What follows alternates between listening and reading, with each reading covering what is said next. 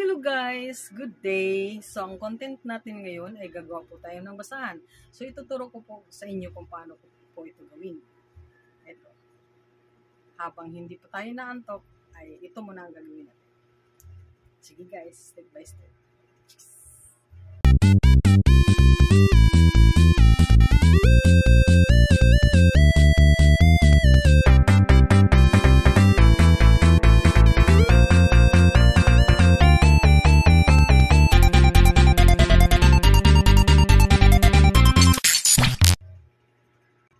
So, mayroon akong mga nakabilog dito para hindi po tayo matatagalan. So, dito natin ilalagay sa kahoy na may pako na ang bilang ay 50 to 32. So, 52 ang haba at 32 ang lapad.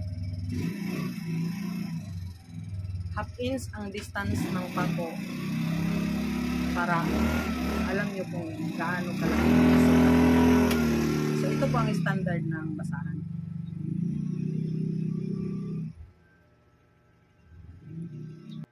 Kaya depende na sa inyo kung anong kulay ang gusto nyong iuna. Basta 4 na balik po siya. 1, 2, 3, 4. Huwag po natin kalimutang ibuhol ng mabuti para hindi po ito na sisira kagad kahit iwasin. So, ito yung unang sabit. Pagdating dito sa dulo, kabila, dito po siya sa pangalawang pako ilagay. Ayan. Tapos, magkasunod na yan dyan hanggang dulo. Huwag nyo munang lagyan tong katabi. So, ganyan, ano siya. Yan, ganyan. Yan. Hindi pwedeng magkatabi yung tela. Okay. So, yellow naman ang pangalawa nating salang. So, ganun pa rin. Hindi pwedeng magkasunod yung telang ilagay sa pako. Yan, ganyan pa rin siya. So, punta tayo sa pangatlo. Sa pangatlo na tayo.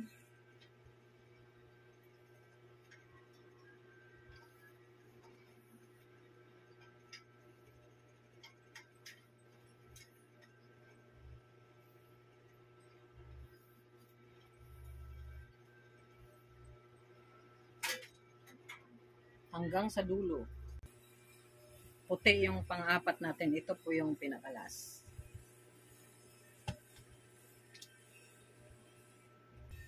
Ito na ang pinakalas na pako. So, wala nang bakante. Dahil ito na ang pinakalas.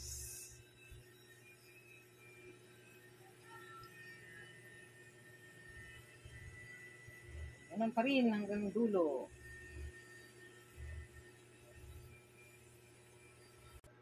Ayan guys, wala nang bakanting pako. Puno na. Ayan.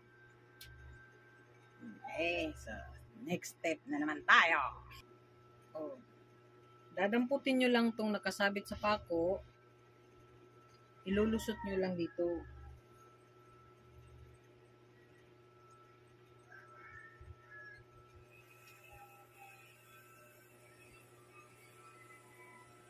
Ayan. Ayan. Ayan.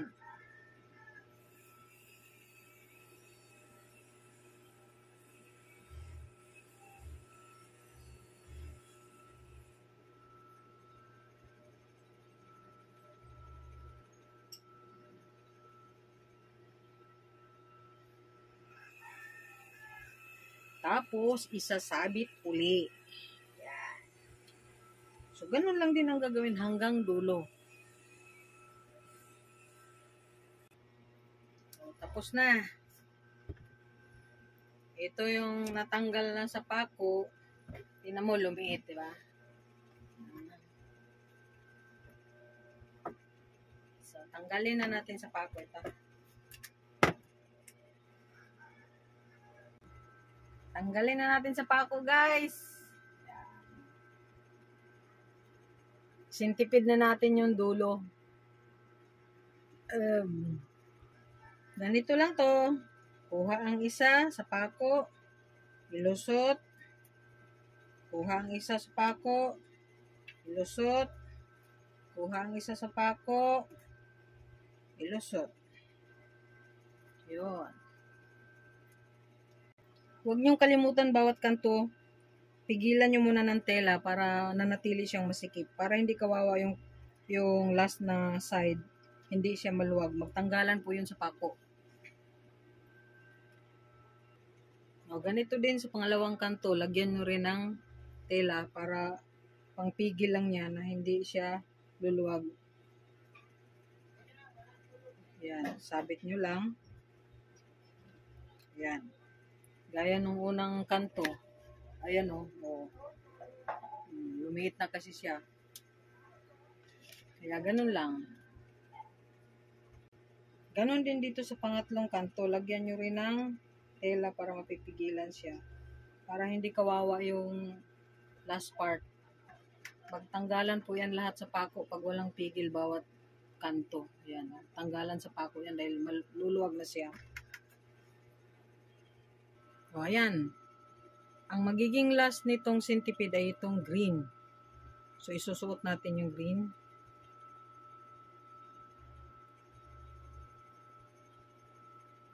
Kunin natin ang green. Hilain muna natin siya. Ayan, hila, haba. Ayan. Ganyan. Tapos, putulin. Tapos, pwede nang tanggalin yun sa pagkasabit. Okay. So, itong dalawang mahaba na to, yan. Kunin mo yung isa. Isang pinutol mo. Yan, yung isa-isa. Iwan mo yung isa lang hilain mo. Ganyan.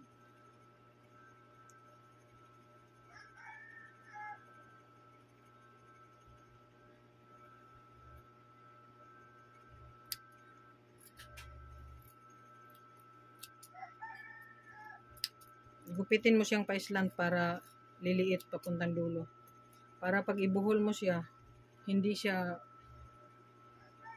pag ibuhol mo, hindi masyadong makapal.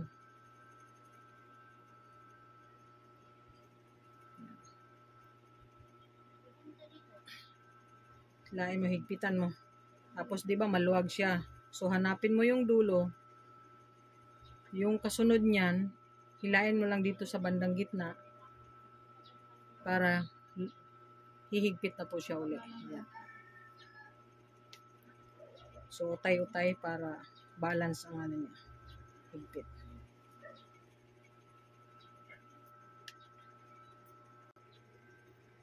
So, guys, tapos na po ang ating basahan. Pwede na po nating tanggalin to.